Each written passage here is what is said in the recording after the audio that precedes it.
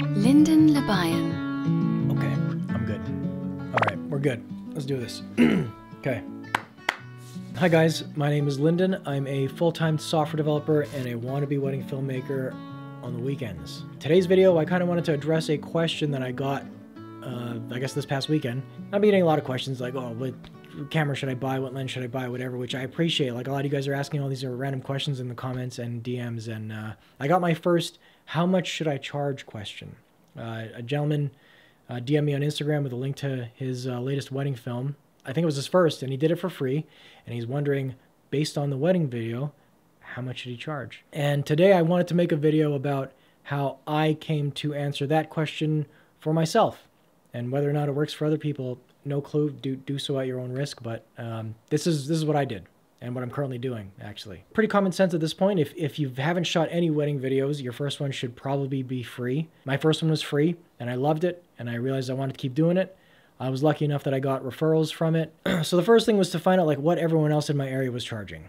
I hopped on the Knot and Wedding Wire and just, skimmed through everybody in the Winnipeg region, just look at their prices and look what they were offering. And this is where I had to like really get real with myself and look at my first wedding film as objectively as possible. While I loved it, it wasn't perfect by any means, and I was severely lacking in coverage.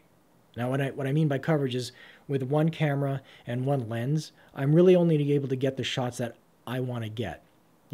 I'm shooting for my wedding film, so I'm really trying to just get what I need for my edit. A lot of people put a lot of weight into ceremony edits and speeches, toasts, and the full dances edits. Like they want their bride and dad dance and the groom and mom dance. And to get more dynamic shots for like the ceremony and the speeches, you have no choice. You need multiple cameras with multiple lenses. So at the time I was being pretty realistic with myself. I think the quality of my first wedding video was decent. It fell among the videographers who were charging around $1,000 to $1,500 Canadian, but they were also offering full ceremony edits and full speeches edits, which I couldn't do because I only had one camera. So yeah, if I really wanted to like up my quality and be able to compete amongst them, I had to invest. I had to at least get a second camera and a second lens. So that's what I did. And that's pretty much how I started pricing myself and how I continued to,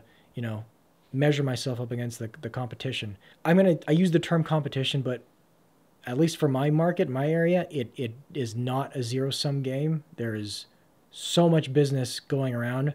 I've mentioned before, but like I'm booked up for this year at 7 weddings, also because of the fact that I have a wedding, but 7 weddings between May to September.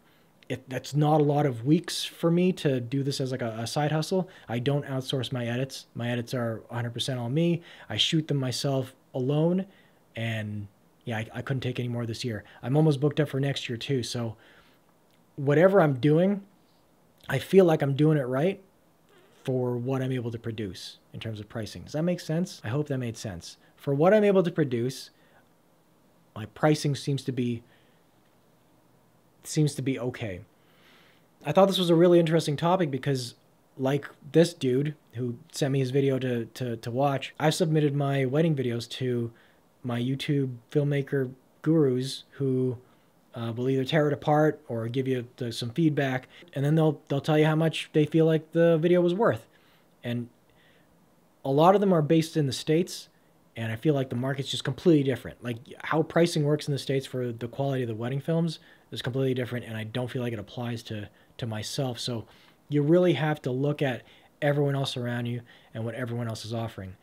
That, and even though I say like, oh, like money's not a big deal, I'm not here to ruin the market either. I know that my videos aren't trash. Like I know there's a certain quality to them, and I know there's a price point that should be associated to them that isn't gonna ruin the market for everyone else. I say that, but like I don't even have that much time to even ruin the market. To really ruin the market, I'd have to take every single inquiry at like $100 and say yes to everybody. But even then, would that ruin the market? Because there's like these luxury high-end wedding filmmakers who are charging, $6,000, $8,000, $10,000 Canadian. The business that they were gonna get, like I was never gonna get anyway.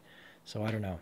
I'm ranting now. I'm totally ranting. Okay, to sum it up, I look at what I'm able to produce. I look at the coverage I'm able to include in my wedding packages, and I'll compare it to what everyone else is doing. So obviously there are exceptions. I think when you get to like, I don't know, a huge social media following where your name is bigger than the actual wedding videos that you're putting out, I think you can maybe start charging what you want a little bit, because regardless of where you are, as far as like, you know, geographically, if somebody knows X wedding filmmaker from YouTube and they're willing to pay, I don't know, like $8,000 to have you come out, they don't care where the hell you're based. They're going to fly you out regardless of where you're based out of. So I don't know if I'll ever get to that point. I don't know if I even want to get to that point, but that's how I price myself. And that's where that's why I'm at where I'm currently at. Actually, you know what? I don't know of any high-end luxury wedding filmmakers who shoot solo.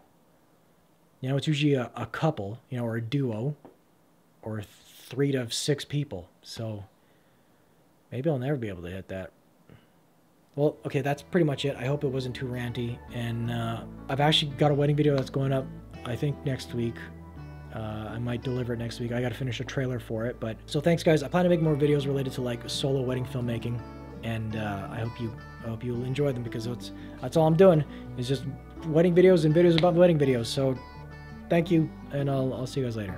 Okay, bye-bye. Bye.